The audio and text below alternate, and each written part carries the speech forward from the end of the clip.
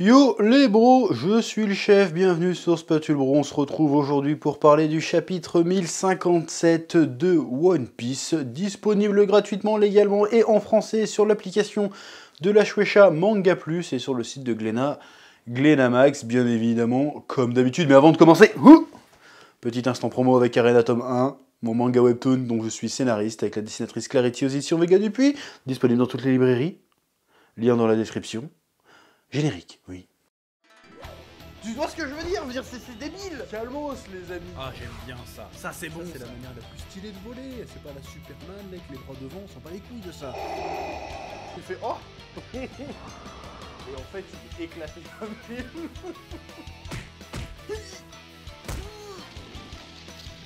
Je sais pas ce qui m'a pris là. Là, j'ai craqué. Bon, alors ce chapitre, il se passe pas grand-chose de méga impactant ou d'important, hein, c'est vraiment un épilogue, tout ce qu'il y a d'épilogique. Ouais, je viens d'inventer le mot épilogique. Bon, alors je vais certainement mettre un titre putaclic, genre un chapitre qui sert à rien, un truc comme ça, pour me faire insulter gratos, j'aime bien. Bon, alors pourquoi j'aurais dit que c'est un chapitre qui sert à rien? Parce que c'est vraiment un chapitre, c'est vraiment un épilogue. C'est-à-dire que on lance pas vraiment de nouvelles pistes, c'est juste on clôture les arcs des différents personnages qu'on a rencontrés durant cet arc. C'est-à-dire qu'on finit un peu l'histoire de Kinemon, l'histoire des fourreaux rouges, l'histoire du clan, j'ai oublié le nom, Kozuki, et l'histoire bien sûr de Momonosuke et de sa relation avec Luffy qui a été un peu pas tendue, mais un petit peu électrique, on va dire que Luffy supportait pas le côté gamin braillard du fils d'Oden et arrêtait pas de lui dire putain t'es vraiment une merde, arrête de te comporter comme un gamin, t'es un poltron, t'es un lâche et t'es un abruti. C'est très rare de voir Luffy méchant avec des gens en fait, mais avec le petit Momonosuke il était méchant. Je sais pas pourquoi. Bon, c'est sûrement parce qu'il se voyait un petit peu en lui quand il était plus jeune et qu'il chialait tout le temps, qu'il chialait un petit peu tout le temps, si je me souviens bien. Il dit vas-y, putain, bouge-toi le cul, quoi, merde, arrête d'être une merde. Voilà. Donc il a essayé de l'éduquer de manière toxique. Mais à part ça, c'est plutôt sympa, leur relation est plutôt touchante, les adieux sont plutôt touchants. Le côté, tiens, je te donne mon drapeau, comme ça, si jamais il y a des méchants, bah, tu pourras le mettre, et puis tu pourras te souvenir de nous et des voyages qu'on a fait ensemble. Voilà, c'est sympathique. Mais en lisant ça, je me suis rendu compte un truc, surtout quand on voit les flashbacks autour de la relation un peu, enfin du voyage qu'a fait Momonosuke avec les chapeaux de paille. Tu te rends compte que l'arc de Wano, en fait, sur ce point-là, il me fait pas mal penser à l'arc Skypiea. Pourquoi? Alors tu te dis, ouais, tu connais rien One Piece, ça n'a aucun rapport. Mais moi je vais te dire pourquoi ça me fait penser à ça. D'ailleurs, je t'invite à aller voir mon One Pieceology sur ma chaîne principale, le chef Otaku, sur l'arc Skypiea, masterclass comme d'habitude. Et je dirais que le problème, enfin c'est un problème et c'est pas un problème.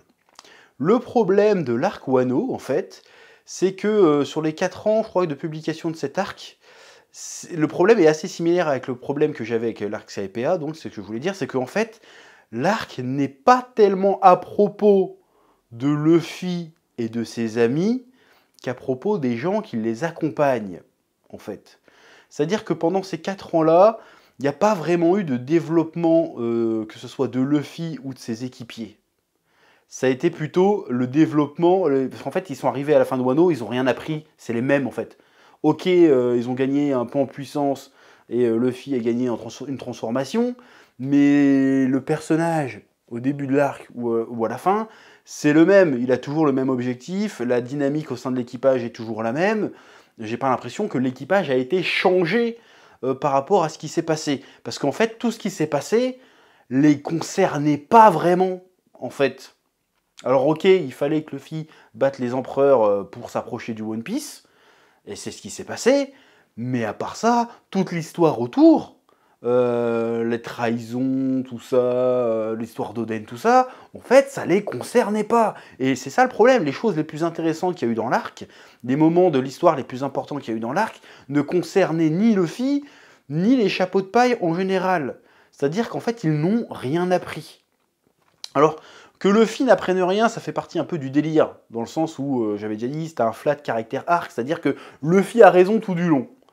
Et c'est de voir comment il va influencer le monde autour de lui. Mais autant Luffy, c'est un flat caractère arc, pour faire jouer, je connais des termes, mais autant le reste de l'équipage, c'est pas le cas à la base.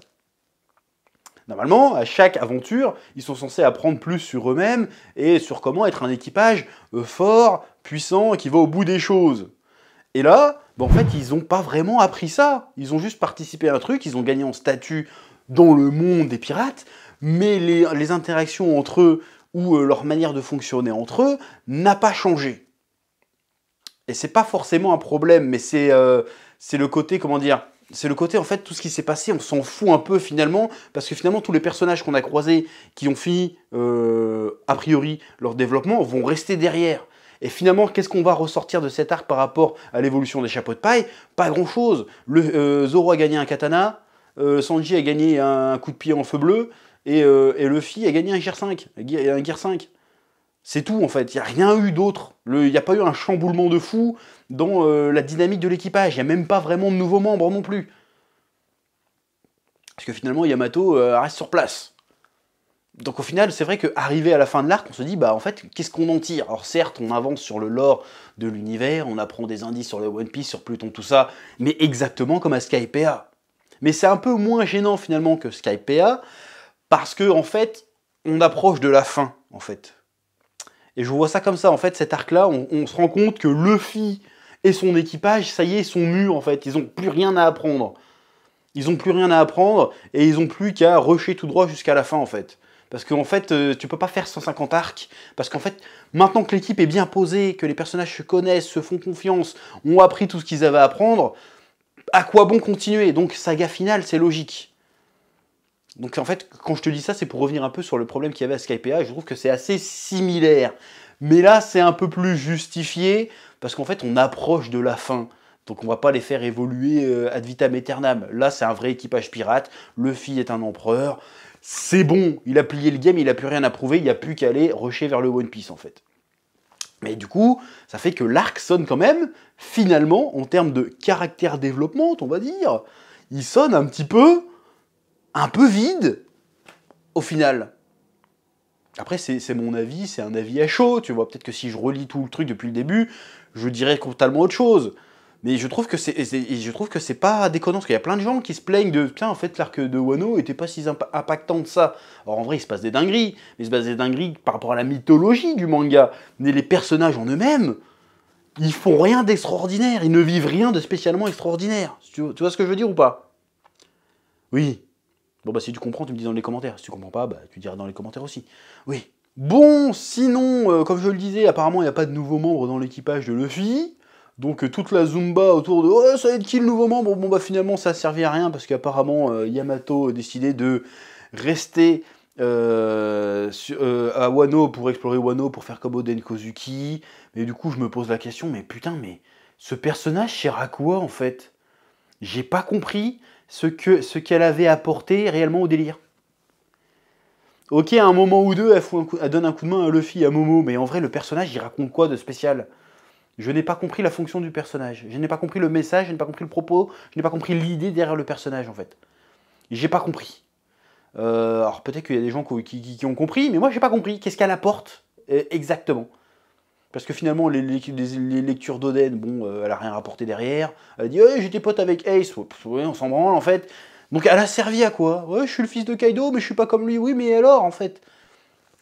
À quoi elle sert si elle rejoint pas l'équipage? Elle sert à rien. Puis même dans l'équipage, je vois pas quoi elle aurait servi, finalement.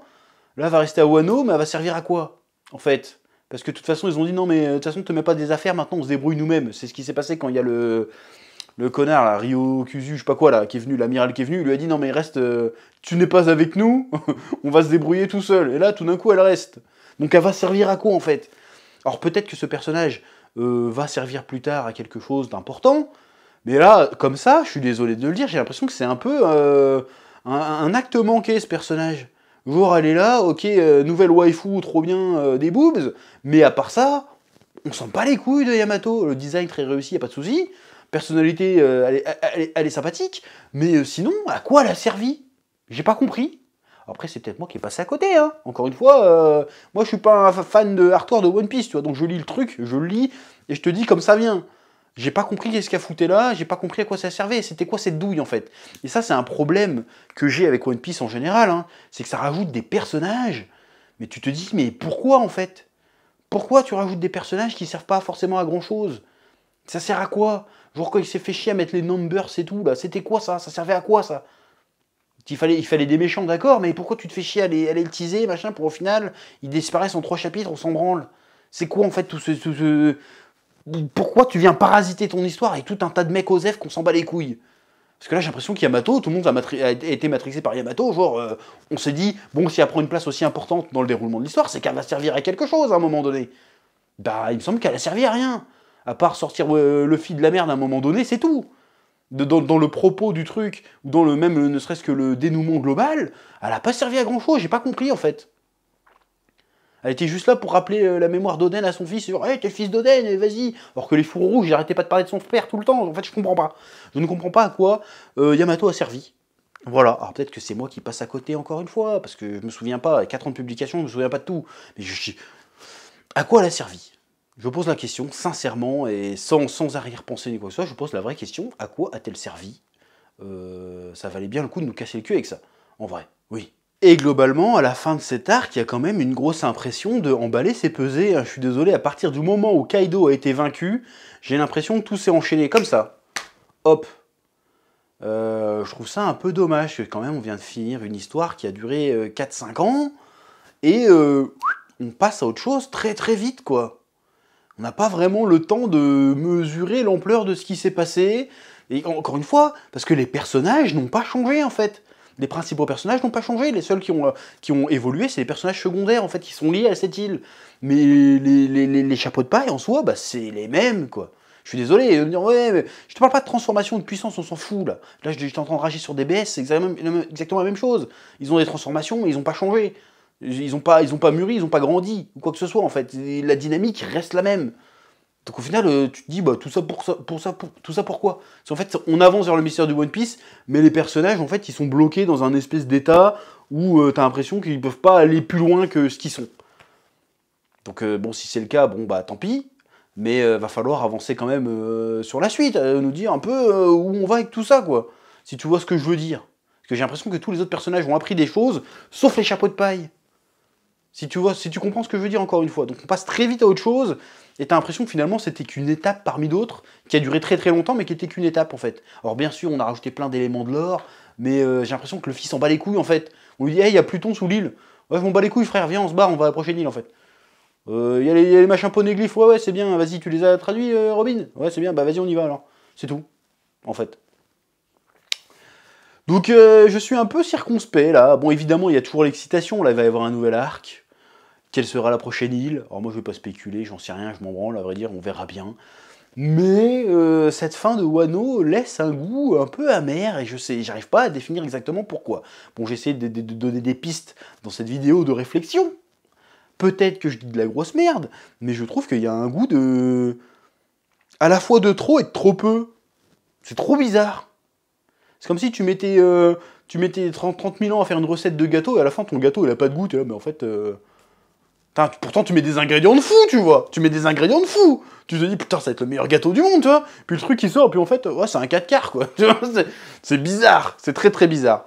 Bon, ma métaphore est un peu... Enfin, ça veut dire que je clash le truc. Je clash pas le truc. C'était très cool à suivre. Mais il y a un goût de... L'épique qui est retombé d'un coup, en fait. On est arrivé, là, il y a l'apparition du Gear 5. Putain, c'est tellement épique. Et puis, hop... Le Kaido, il est mort comme quand tu meurs dans Mario, tu sais, il est tombé dans la lave. Game over, c'est tout, fini, quoi. Très très chelou, il y a une ambiance chelou dans cette fin d'arc. Enfin bref, nous verrons bien où nous mène Oda, où nous allons voguer, où One Piece va nous conduire. Très curieux de voir quelle sera cette saga finale. Bon, apparemment c'est saga, c'est pas arc, donc apparemment ça pourrait être encore plusieurs arcs. On verra bien, mais ça fait quelques chapitres, et surtout, finalement, quand tu reprends au bilan, encore une fois, je répète, mais quand tu prends le bilan de cet arc, les Mugiwara, ou Mugiwara, les chapeaux de paille, je dirais les chapeaux de paille, on est en France, vas-y, nique sa mère, les chapeaux de paille, sont globalement au second plan, en fait. C'est très bizarre. Bref, c'est à peu près tout ce que j'ai à dire sur ce chapitre où il se passait pas énormément de choses, on n'a pas eu d'infos particulières, c'est vraiment un petit épilogue. Une page se tourne, une très grosse page, se tourne, un chapitre, un très gros chapitre, se referme. Bon, on va voir ce que ça va donner la suite. Voilà, j'ai envie de dire vivement la suite. C'est à peu près tout ce que j'avais à dire sur cette review de One Piece 1057. Comme d'habitude, je te laisse le soin de mettre un petit pouce bleu, un petit commentaire, ce que tu as pensé du chapitre, ce que tu as pensé de cette review. Je pense qu'il y a certainement des points à discuter sur ce que je viens de dire. Peut-être que vous pourrez même m'apprendre des choses, j'en sais rien. Sur ce, je vous dis que la passion vous guide et très certainement à la semaine prochaine pour le prochain chapitre de One Piece et à très vite pour de nouvelles vidéos sur la chaîne Spatule Bro. Ouais.